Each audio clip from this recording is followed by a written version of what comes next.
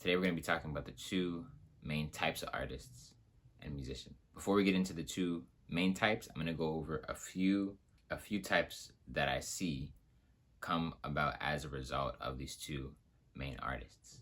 The first type that we're going to go over is one that I've been myself. A lot of these I've actually been myself. This is why I'm able to talk on it. I've experienced what it feels like to be each, and I've seen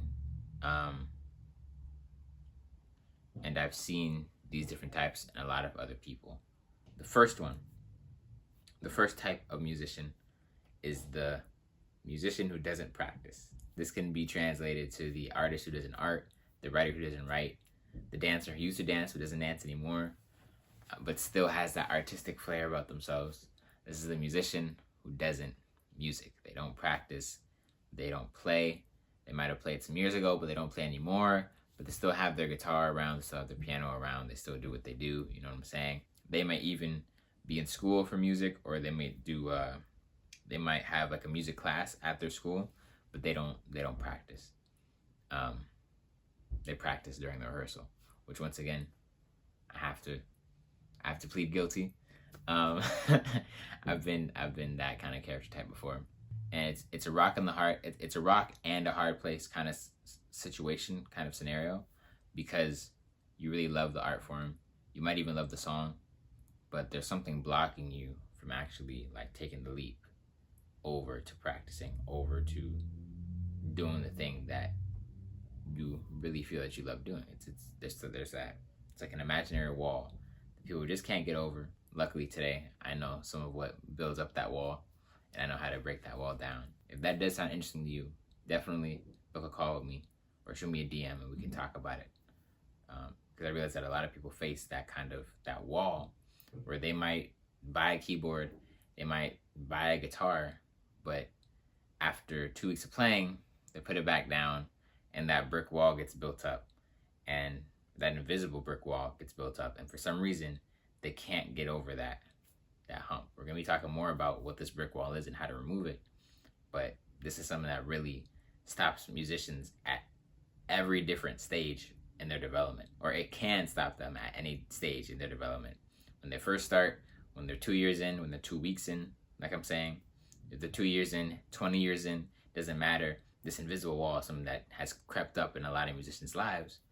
And one of the things that me and my family hear as we perform and as we go out is, I used to play so-and-so instrument. I used to play clarinet, guitar, violin, piano, but at some point I stopped.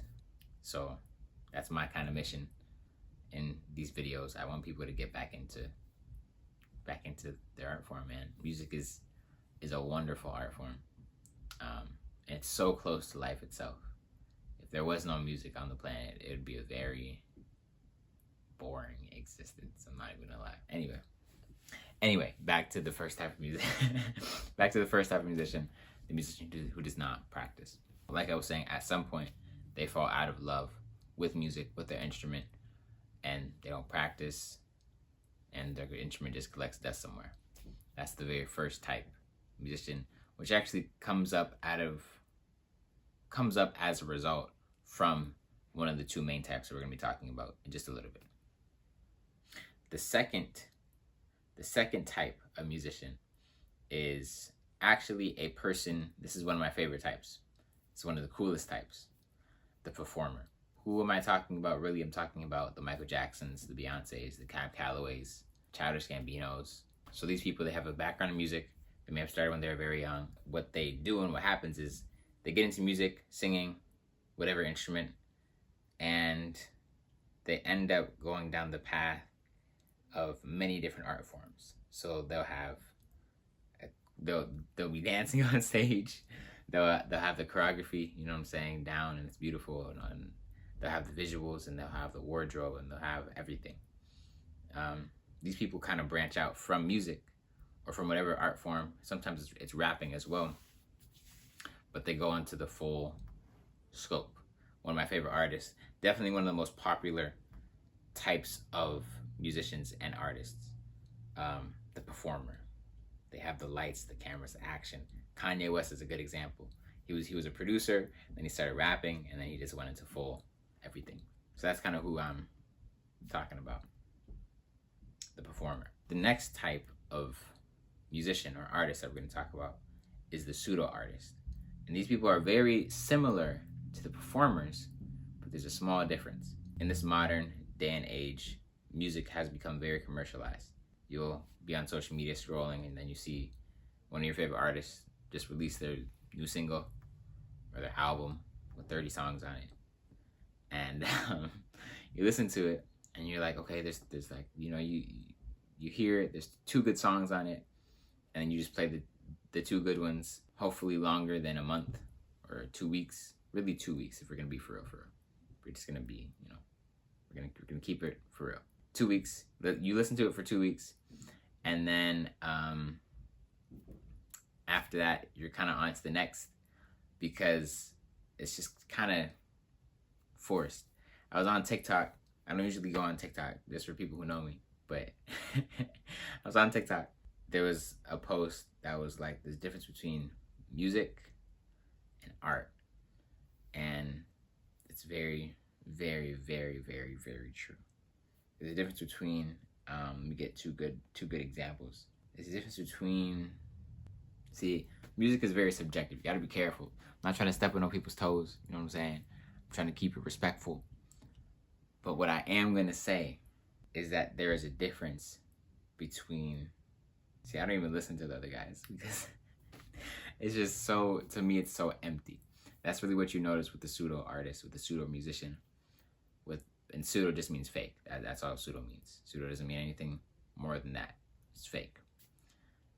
Fake or pretend, I'll say that. Pretend is also a good one. You can hear them, the song is good, it sounds nice, if you really vibe with it, but it's hollow to a certain degree. Whether that degree is very great or very small, there's some hollowness there, and you can tell that the record was made just to get streams, just get plays, just to make money. Of course, I respect that, you know. I'm not gonna talk down on how people make their living, but it definitely lowers the quality, in my opinion, in the music that these kind of people are creating. I have 2 examples. So there's a difference between Bruno Mars and Frank Ocean. Now, for people watching, I love Bruno Mars. Every time I do one of my live performances on YouTube or Instagram, I do Bruno Mars, man. I love Bruno Mars music. It's just, I love it. It just feels good, you know what I'm saying? Not saying that his music is bad or that he fits the pseudo artist completely. Like he's just a pretend, and he doesn't have any good songs. I can't say that. He has really good songs. But Frank Ocean, you can clearly hear and tell that there's a deeper level of love, appreciation, and a very sincere communication that he's trying to get across. And that's really what music and art is. Music is a communication from the player to the audience. And once again, Bruno does that. But it's a very surface level, I'll say. It's a very surface level communication. Once again, you'll hear me performing Bruno Mars almost every time I do a live performance, just because it's simple and it's very easy to communicate. I'm not going to go too much into the pseudo artist because it's very difficult sometimes to see it's very subjective on who people would say is just pretend, but the people who know are the people who know. You could really hear that this person is really trying to communicate something deeper than just the occasional yet persistent debauchery that's promoted in music and in the entertainment industry. This person is talking about something a lot deeper and a lot more sincere and a lot more personal. This is close to their heart. And that's the difference between, I would say, the real artists and creatives and the pseudo pretend kind of artists. That's the main difference between the two. I'm not going to try to name names in this video because, once again, music is very subjective. What people like is what they like, and it's not necessarily bad that they like what they like. I'm simply here wanting to show the differences between the different types of musicians. And also, I'm not trying to name names because one day I'm probably going to be working with a lot of people that if I were to name their names, you know, I don't want them to go back to 2024 and be like, oh, Akbar said that I'm fake. I'm not trying to have that. So keep it peaceful, PG, and we're going to move on. The two main types of artists that I wanted to talk about for this video. So the first main type, these two main types are the characteristics that produce all the other ones that I just mentioned before this. This is very much the source. The first one that we're going to go over is the creative. The creative doesn't have a lot of technical training, so they don't really know. They know some music theory, but they know like the basics. They play by ear to a certain degree, and when you hear them play, you can really hear their heart, their soul, their mind, what they're trying to communicate. And that's very easy for people to resonate with because in most cases, they're talking about something that they can relate with. And even if they can't relate with it all the way, just because it's coming from one human being and it's so sincere, it just is received from another human being, by other human beings, by people in the audience. And that really, it resonates with them, even if they can't relate to whatever they might be talking about or whatever the artist has in mind as they're performing it.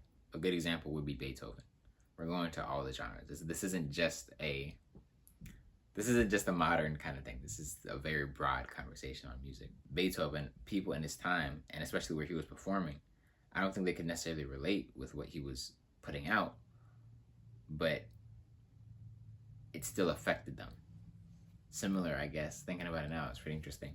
Similar to some Michael Jackson concerts, people would faint at Beethoven's concerts. That's what my dad would tell me. I might need to do some research and find specific accounts and records of that happening, but I can definitely see it happening because his music was so intense, it was so strong that people, you know, I don't know what he was writing. I can imagine actually. I can definitely imagine with Beethoven being black. I can definitely understand what he was writing about and what he was trying to communicate. But people couldn't relate with that necessarily because once again, he was black and he was performing for white audiences in that time. I think it's Germany, if I'm not mistaken. So people really couldn't relate, but those people in those audiences could accept and feel that vibration that he was giving off, which is why I think, especially now, I don't know how popular he got then. I think he got pretty popular if I'm remembering my history correct. But now today, Beethoven is like, if you're going to talk about classical music, Beethoven comes up at least 17,000 times. Beethoven's top tier. So yes, the creative. They might not have a whole lot of technical training. They play by ear a lot. They might even make their own songs. And whenever they play, you can hear their heart, their soul, their mind. Miles Davis. Once again, any name that I name, it's not out of disrespect. It's out of love. But I'm just trying to give people examples so they kind of know what I'm talking about and can relate and really have it.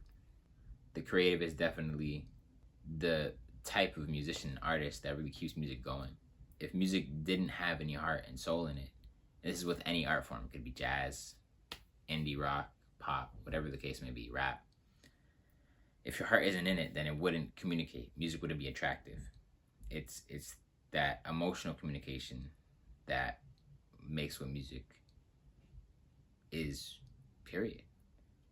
Like it's what makes music music. It's that emotional communication. And the creatives are no doubt masters at that. That's the first main type of musician or artist. The second type is a very it's a very interesting one. I call these people the students. I call this character type the students because these people practice for like 7 hours a day. I'm definitely talking about a good amount of people in the classical community. I've never said the classical community like that. I don't know if I'll be saying that again. But these people practice for 7 hours a day. They are very technically trained. You can put any time signature before them and they will play it, and they will play it perfectly. Like these people are no joke, bro. These people know how to play their instrument. And of course, it's, for me, I've usually seen it in classical, but I know these people exist in other genres. These are your, like, professionals. These are your people who, honestly, to be very honest, and it's no disrespect, but these people really, their place is really in the orchestra, because whatever you put down in front of them, they can play. These people exist. These are like almost your freelance musicians.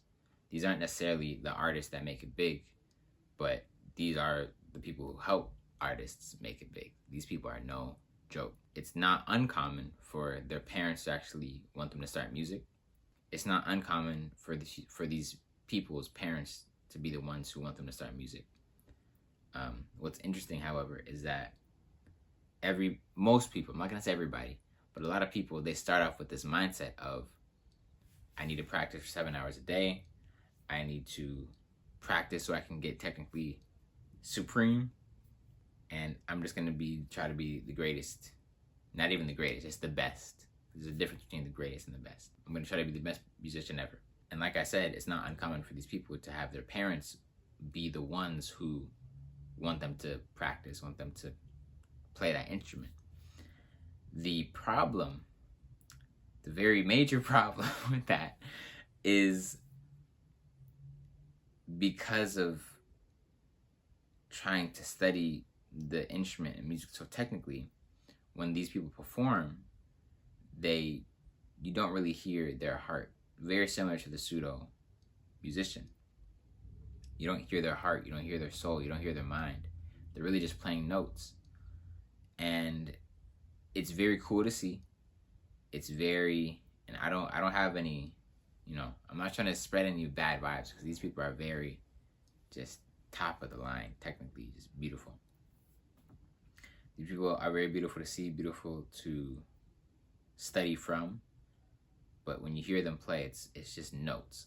There's no heart there. And like I was saying a little bit ago, heart is what continues music. It's what music is. Music is somebody's heart that you're listening to artistically. Of course, you can listen to somebody's heart, just the beat, but it's really somebody's heart that you're listening to when you hear music. But these people, they play pretty empty, and it's kind of sad, because you don't really realize that until they play something that is supposed to have a lot of heart.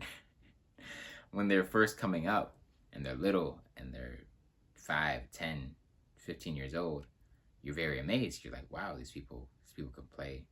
That 2-year-old can really play Twinkle Twinkle Little Star, and that's very amazing.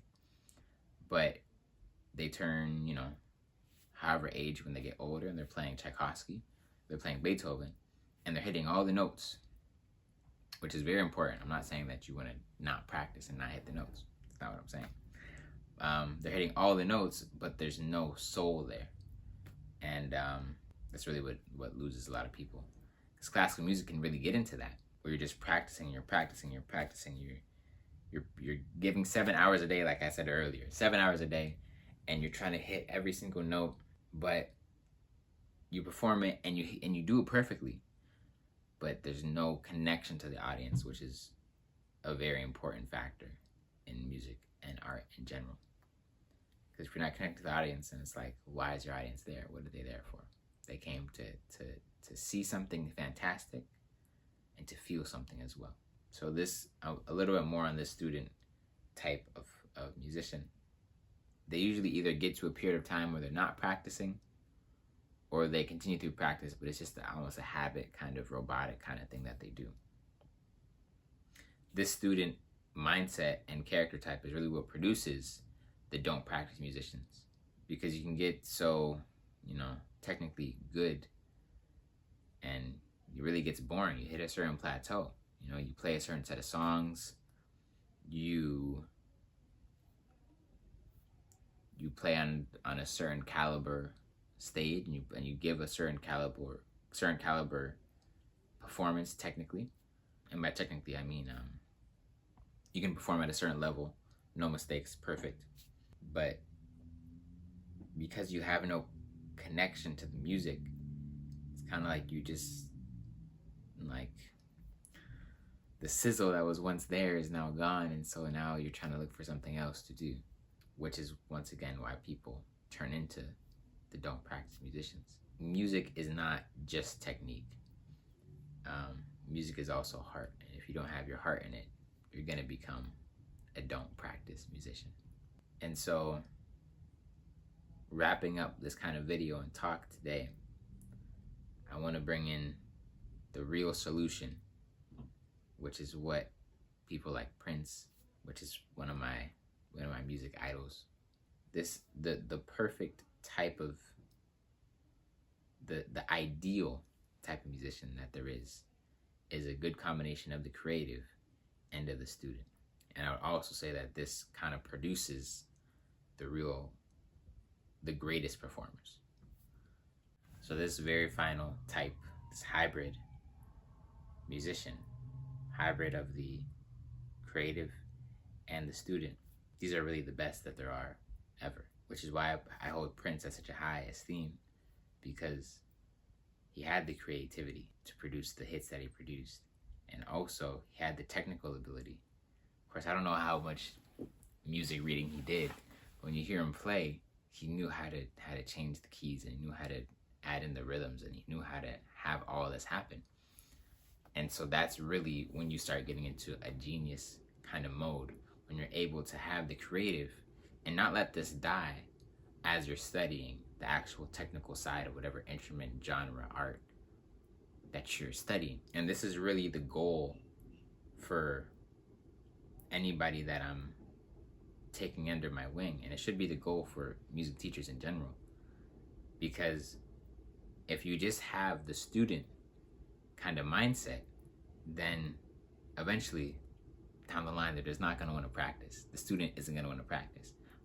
Whoever is doing that, they're going to have, and even if they do continue, let's say they do practice, let's say that they do go to school for it and they graduate and now they're professional, there's always going to be a disconnection from them and the music that they're playing. And it's like, it's such a good example. It's like getting in a relationship, marrying that person, but after a while it fizzles out, and now there's just a space there that, unless it's closed and brought together, you're just gonna be with that person. There's gonna be that ridge between you guys. And so the solution for that ridge is actually the creativity aspect, which is very good because it's not difficult. The difficult part in adding that in will just be doing away with the old mindset that you have and that you built up, like all the habits and machinery that you built up from just trying to be the student, and shifting it over to a good balance between the student and the creative, and so that these two balance each other out and you're able to play at such a high level but also communicate beautifully and communicate at with a certain intensity that it hits the audience and they know exactly what, or not even know exactly what you're trying to communicate, but they can feel what you're communicating. And that's the goal of music. It's just communication, man. It's just communication. So that's the goal for any and every musician.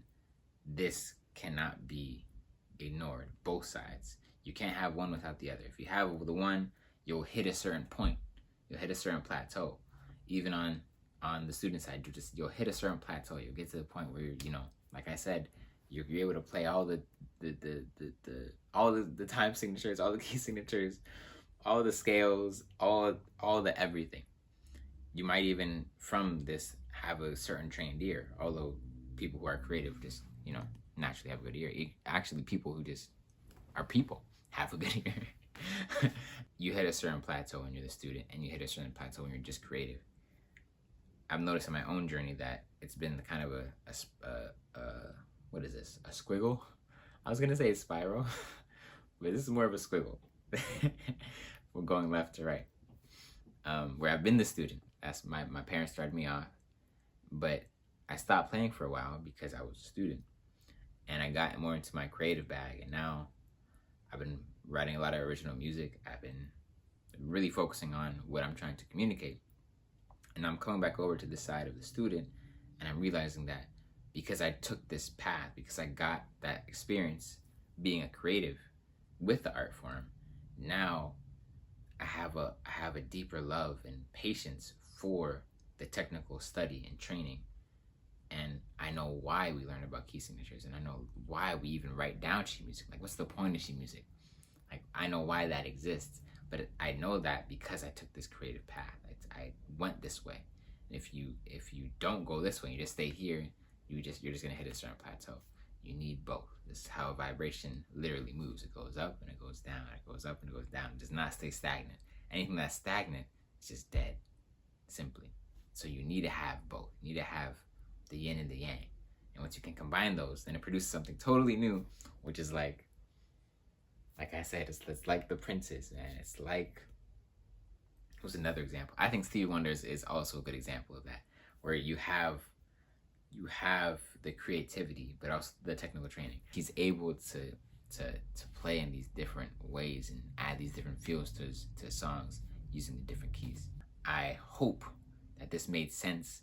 If you think it's valuable to have both the technical and the creative, please do stick around on the channel. I'll be posting a lot more on this and different types of music and the different types of musicians that we have, and really this helping us get to this ideal. I'm just a call away. If you'd like, you can book a call with me, and link is if you'd like, you can book a call with me. If you like, you can book a call with me. Shoot me a DM. We can chop it up. And I hope this was helpful to somebody. And I guess I will see you in the next video. Peace.